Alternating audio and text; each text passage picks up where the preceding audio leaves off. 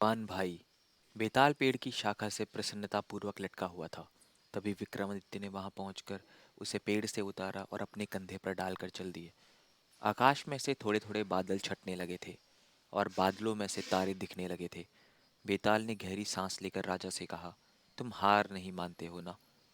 राजा मुस्कुराया और बेताल ने अपनी कहानी सुनानी शुरू कर दी। पाटलिपुत्र में कभी एक बहुत ही विद्वान ब्राह्मण रहता था। वह बहुत ही विनम्र और धार्मिक था। उसके दो पुत्र थे। दोनों ही अपने पिता की तरह विनम्र थे। उनमें जन्मजात अद्भुत गुण थे। बड़े पुत्र में लोगों का चरित्र पहचानने की शक्ति थी। ऐसा करके वह लोगों को दूसरे के इरादे पहले ही बता देता था। छोटा पुत्र किसी भी वस्तु को सूंघकर ही पहचान लेता था। धीरे धीरे ब्राह्मण के दोनों पुत्रों की ख्याति चारों तरफ फैल गई और राजा के कानों में पहुंची। राजा ने उन्हें बुलाकर अपने यहाँ विशेष सलाहकार के रूप में रख लिया। दोनों भाई राजा को निर्णय लेने में मदद करने लगे। राजा जब राजनयिक वार्ताओं के लिए दूसरे राज्यों में जाता तो दोनों ब्राह्मण पुत्र भी साथ जाया करते। एक दिन राजा इसी प्रकार की यात्रा पर दूसरे राज्य गए हुए थे। वहां उनका भव्य स्वागत हुआ। राजा के सम्मान में उत्सव जैसा महल था और कई रंगारंग कार्यक्रम भी आयोजित किए गए थे। और साथ गए लोगों ने भोज व कार्यक्रम का खूब आनंद उठाया। राजा बहुत थक गए थे। वे आराम करने के लिए राजकीय अतिथि गृह में गए। वह भी खूब सजा हुआ था।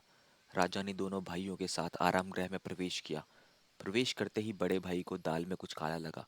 उसने कहा, महाराज, मुझे इस राज्य के राजा पर विश्वास नहीं है। वह आपसे ईर्ष्या करता है और आपको मारना चाहता है।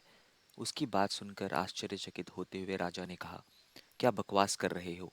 उसने हमारी सुख सुविधा का इतना ख्याल रखा है और तुम्हें लगता है कि वह हमें नुकसान पहुंचाने की योजना बना रहा होगा? मुझे लगता है बहुत ज़्यादा खाने से तुम्हारा दिमाग काम नहीं कर रहा है। यह कहकर राजा बिस्तर पर बैठकर तकिया उठाने के लिए थोड़ा झुके। तभी बड़े भाई ने उनकी कलाई पकड़ ली। मुझे क्षमा करें महाराज, पर मुझे कुछ गड़बड़ लग रही है। उस तकिए पर लेटने से पहले आप उसकी जांच ज़रूर करवा लें। राजा परेशान तथा चिड़चिड़े हो गए। बड़े भाई की अवज्ञा न करते हुए उन्होंने छोटे भाई से तकिए की जांच करवाई। छोटे भाई ने पास आकर उसे सूंघा और कहा, महाराज, तकिए में जानवरों के बाल हैं। कुछ इतने नुकीले हैं कि लेटते ही चुभेंगे या चमड़ी काट लेंगे। तकिए के किनारे पर लगी लेस पर जहर है, जिससे आपकी जान भी जा सकती है। राजा ने तकिए को हाथ भी नहीं लगाया और सारी रात बिना तकिए के ही बिताई।